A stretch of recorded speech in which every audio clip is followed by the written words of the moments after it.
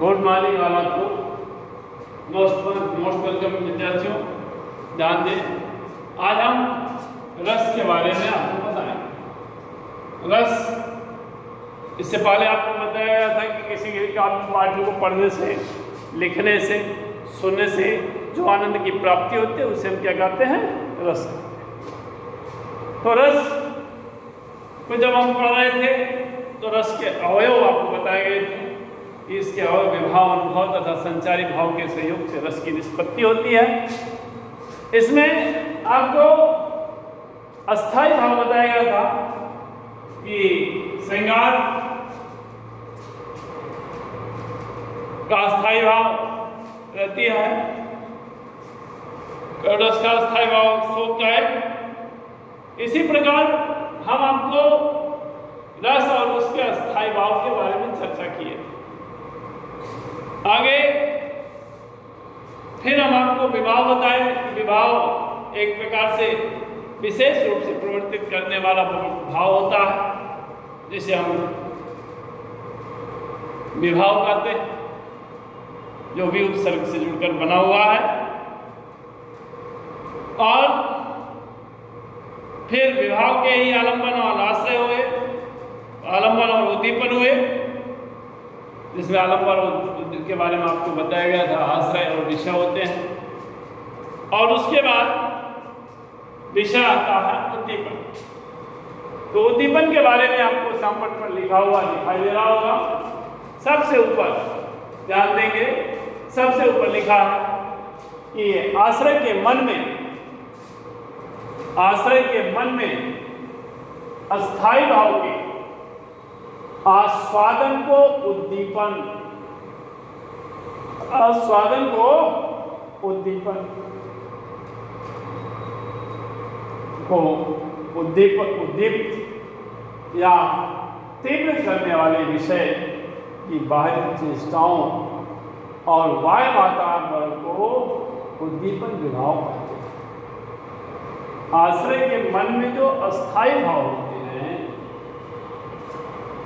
आश्रय के मन में जो अस्थाई भाव के आस्वाद को उद्दीप्त करता है, यानी तीव्र करने वाले विषय की जो चेष्टा होती है, जो प्रयास किया जाता है, उसी को हम क्या कहते हैं भैया? उद्दीपन विभाव। तो उद्दीपन विभाव बड़ा आसान सा है। किसी भी योजना के तहत जब हम किसी भी कार्यक्रम में सम्मिलित होने का प्रयास करते हैं तो हमारे अंदर की जो भाव उठते हैं वो मुझे बार बार उद्दीपित करते हैं। उसी को कहा है कि आश्रय के मन में जो अस्थाई भाव पड़ा हुआ है स्वाद को, वो बार बार उसे क्या करता है कि आकाश ऐसा होता है, मैं जाऊंगा तो वहां कुछ ना कुछ आनंद लूंगा। तो उस आनंद को पाने के लिए और मुझे बार बार क्या कर रहा है, सपोर्ट कर रहा है, मुझे पुश कर रहा है, उसी को हम कहते हैं उद्दीपन। अनुभव आश्रय के शारीरिक विकारों, विभाव अनुभव दूसरा है। अनुभव कि आश्रय के शारीरिक विकार को अनुभव कहा जाता है। आश्रय के शारीरिक विकार को क्या कहते हैं? अनुभव। जैसे विगत वीडियो में आपको बताया गया था कि कुत्ता जो कीड़ा से युक्त कीड़ा पड़ा हुआ, कीड़ा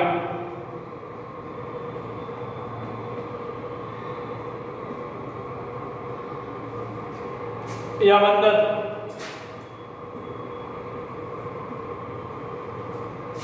तो ये कीड़े से युक्त पड़ा हुआ तो ये क्या है? आश्रय के शारीरिक विकार है कि हमारा आश्रय क्या है? कुत्ता। कुत्ते के देख करके हम जो है कमरा छोड़ करके भाग रहे थे। तो ये आश्रय के जो शारीरिक विकार है तो हम अनुभव करते हैं। बंदर आ गया तो बंदर के द्वारा जो किया गया कृत्य है, भय उसका जो है, उसका डर जो है, वो क्या है? तो मुझे विवश कर रहा है, उसका काटना कि भागो नहीं तो काटना, इंजेक्ट करवाना पड़ेगा, इंजेक्शन लगवाना पड़ेगा। तो आश्रय की जो आंगिक चेष्टा सारी अनुभव कराता है, और हृदय में सुषुप्तावस्था में विद्यमान अस्थायी भाव जब उद्बुद्ध होते हैं तो आश्रय की आंगिक चेष्टाओं और युक्तियों द्वारा अपनी सत्ता को प्रकट करते हैं। यही अनुभव 4 प्रकार के माने गए हैं। कितने प्रकार के बेटा? 4 प्रकार के माने गए हैं। सबसे पहले क्या है? सात्विक अनुभव क्या होता है? ध्यान दें, शरीर की स्वाभाविक क्रियाएं, सात्विक अनुभव शरीर की स्वाभाविक क्रियाएं अथवा व्यापार जो किसी भाव को जागृत होने पर स्वयं घटित हो जाते हैं। जो किसी भाव के जागृत होने पर स्वयं घटित हो जाते हैं, सात्विक अनुभव कहलाते हैं। आश्रय का इन पर कोई प्रभाव नहीं होता है। इनकी संख्या 8 मानी गई। कारण की नंबर 1 स्तब्ध। तो स्तब्ध माने स्तब्ध होना, आश्चर्यचकित होकर के जब हम खड़े हो जाते हैं, स्टैंड कर जाते हैं, तो उसे क्या कहते हैं बेटा? स्तब्ध। तो स्तब्ध का अर्थ क्या बताया गया? शरीर की गति का रुक जाना, स्टॉप। श्वेत माने पसीना आ जाना, किसी दृश्य को देख करके पसीना हो जाना, लथपथ हो जाना। रोमांच, रोए खड़े हो जाना। स्वरभंग, स्वाभाविक रीति से आवाज का न निकलना, जिस प्रकार से हम व्यवहारिक दुनिया में, व्यवहारिक जगत में हमने नेचुरल वे में बात कहते हैं, लेकिन जब कोई ऐसी स्थिति आती है तो वो रीति रिवाज से हट करके ऊपर अलंकर बिना स्वर का वह आवाज निकलता है। इसलिए कहता है कि स्वाभाविक रीति से आवाज का ना निकले। कम माने शरीर का कांपना, विवरता माने चेहरे का रंग बदल जाना, आंसू माने आंखों से आंसू निकलना, और प्रलाप माने शरीर का चेतना शून्य होकर के शुद्ध और बुद्ध को छोड़ देना, यानी शुद्ध हो जाना, उसी को हम क्या कहते हैं? प्रलाप। अगला काला है कायिक माने ये काया, और काया माने क्या है?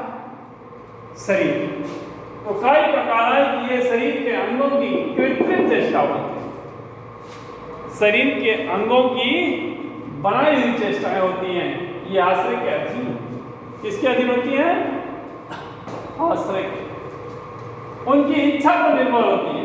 जैसे मारने के लिए हाथ उठाना, तो जब हम हाथ उठाते हैं तो जरूरी नहीं है कि हम हाथ उठावे ही, इसलिए वह हमारे ऊपर निर्भर होता है, नहीं आश्रय पर निर्भर होता है।